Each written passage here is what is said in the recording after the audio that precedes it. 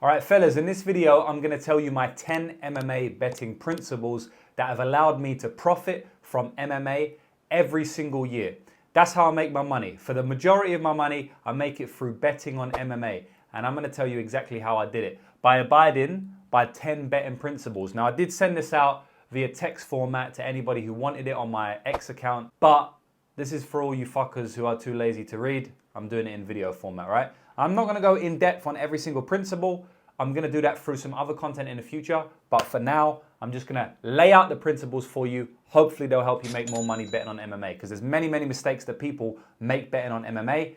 And this is hopefully gonna be able to help you not make those mistakes. So the number one principle is there is only 3 things you need to worry about when capping a fight, right? There's only 3 ways to cap a fight.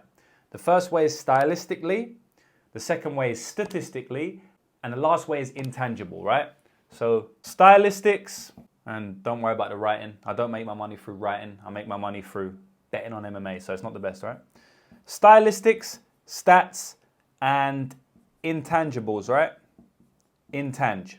So first is stylistic. So these are the only things you need to worry about when you're betting on MMA. Don't worry about anything else when you're capping a fight and trying to pick who's the winner of that fight or where the value is. So stylistics are things like, how does this fighter match up with another fighter? So for example, if you have a out and out wrestler, but he can't strike, and he's fighting a fighter that has amazing takedown defense and he's a really good striker, well then stylistically it may be a bad matchup for that wrestler.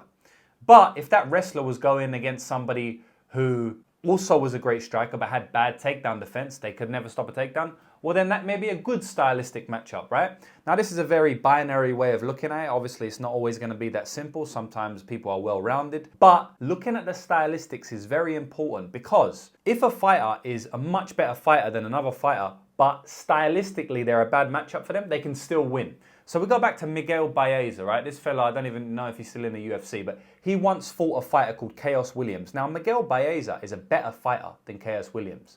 In general, like, he's got more skill. His skill set is wider. He has more tools. But Chaos was a bad matchup for him.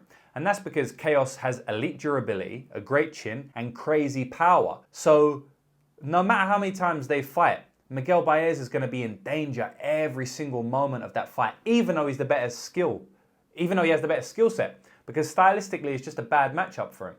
So what ended up happening in that fight is that Chaos got a knockout in the 3rd round, and he won as an underdog. So even though you have the better fighter, they don't always necessarily win. Look at the stylistics before you look up anything. The second thing is the stats. This is easy, right? Stats are height advantage, reach advantage. There's certain things that we can't see on tape, but that stats tell us. And stats should always be used in combination with tape. So like I said, if you watch tape on 2 fighters, you don't know who has the height advantage. You don't know who has the reach advantage. You have to guess based on their opponents that they fought and who tall. But with stats, you know exactly how much reach advantage and height advantage a fighter has. Stats also come into play when you're thinking of how many head strikes does a fighter land, how many times does a wrestler shoot a takedown. Stats are good because they give an overall picture of the fight without grinding through tape. I'd often use stats before I even watch tape. What I mean by that is I'll go into a few matchups, I'll look at the statistics of the matchups of both fighters, and I'll determine if I feel like there's an edge on that fight purely based on the stats. So it gives me a great picture initially, and then I'll dive into tape, I'll watch film, and I'll see if it lines up with what the stats said. It's very important that you don't use stats or only stylistics, but you use them in combination. The next thing is intangibles. Intangibles are very important. Intangibles are things like if a fighter is coming back off a long layoff. Intangibles are basically things that we may not be able to tell on tape, which is kind of when you're watching stylistics, looking for stylistics. We may not be able to tell on tape. We may not even be able to tell by stats. But intangibles are everything else that is not clear through those modalities. Like if a fighter is coming back off an injury, right? We don't really know how they're going to look. But stats ain't going to tell us that. Stylistics ain't going to tell us that. Tape ain't going to tell us that. Intangibles is going to tell us that, right? If a fighter's coming back off an injury, or if a fighter just had a pregnancy. We just saw Julia Avila come in a fight against, cross that one out, no edits in this one. Anyway, she came in to fight against Miesha Tate, and she got dominated. She got badly brutalized in that fight, but she was coming back off a pregnancy. and she was having problems before about what gym she was at. I believe she got kicked out of her gym at one point or left her gym. So these are intangibles that heavily affected the fight, but that you would never know if you were just looking at tape or stats, right? So these are very, very important and often underrated and sometimes overrated by other MMA bettors. So it's important to understand this because intangibles will cause the most dramatic of changes in performance from any one fighter. They're actually the most important in that regard because, yeah, sure, if you know that statistically your opponent has a big reach advantage, that could affect the fight a lot, right?